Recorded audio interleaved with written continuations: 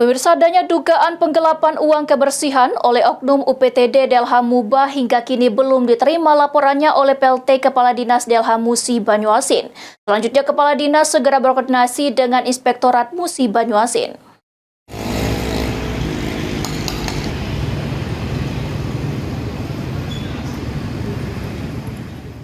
Ada dugaan tidak disetorkannya uang retribusi kebersihan untuk wilayah Babat Supat, Sungai Lilin, dan Lalan oleh oknum UPTD Delha Musi Banyuasin, direspon oleh PLT Kepala Dinas Delha Musi Banyuasin. Menurut Tabrani Rizky, pihaknya saat ini belum menerima laporan tersebut, namun dia akan segera berkoordinasi dengan Inspektorat untuk mengecek langsung dana retribusi tersebut.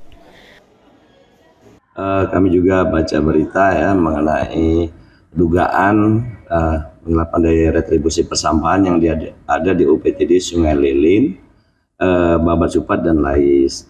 Nah, ini menurut kami baru dugaan. Yang pertama, memang betul yang bersangkutan sampai saat ini sudah 7 bulan Pak Kepala UPTD belum menyetorkan uang retribusi. Tapi biasanya jadi tahun ini mudah-mudahan segera disetorkan. Itu yang retribusi dari pasar dan sebagainya. Nah, terkait dari apa yang disampaikan di media tersebut bahwa ada beberapa perusahaan yang sudah bertahun-tahun katanya diterima oleh UPTD. Nah, hal ini ya kami juga belum dapat bukti ya. Makanya kami selaku Kepala Dinas kami sudah bersurat kepada Inspektur, kepada Inspektorat, kiranya minta bantuan untuk dilaksanakan pemeriksaan mengenai pemberitaan tersebut. Itu saja. Dari tahun berapa Pak dia belum nyetor ke?